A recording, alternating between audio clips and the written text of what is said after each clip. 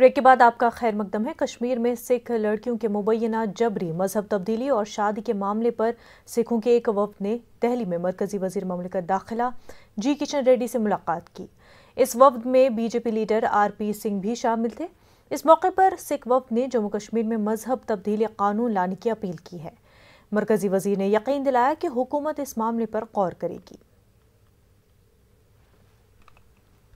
घटना कश्मीर में हुई, उसको लेकर हम लोगों ने निवेदन किया। जो एक बिटिया को वहां पर 18 साल की बिटिया को गन पॉइंट पे अगवा कर एक अधेड़ उम्र के व्यक्ति के साथ उसकी जबरन शादी करा दी गई और उसमें वहां पर ये लगातार ये मामला चल रहा है। ये पहला नहीं, ये ऐसे पहले भी कई बार घटनाएं हो चुकी हैं।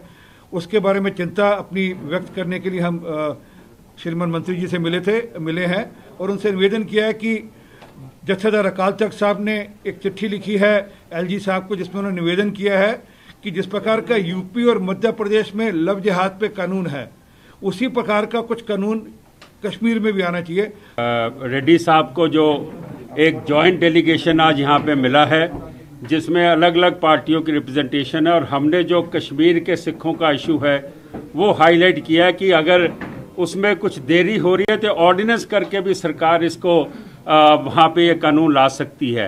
इसके अलावा जो और प्रॉब्लम्स हैं जम्मू कश्मीर के सिखों की, उनकी नौकरियों की, मिनॉरिटी स्टेटस की, पंजाबी सेकंड लैंग्वेज की, वहाँ पे यूनिवर्सिटीज़ में एडमिशन की रिजर्वेशन में, गवर्नमेंट जॉब्स में रिजर्वेशन में, ये सारी चीज़ें हमने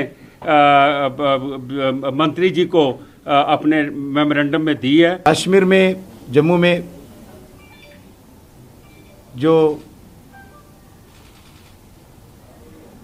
18 साल की एक लड़की को जोर जबरदस्ती से कन्वर्शन किया है, ऐसा ये गलत है। इस विषय पर डेलीगेशन मेमोरेंडम दिया है। मैं इस विषय पे आदरणीय गृह मंत्री जी से चर्चा करके जो कार्रवाई होना है, भारत सरकार इस विषय पर विचार विमर्श करते हैं।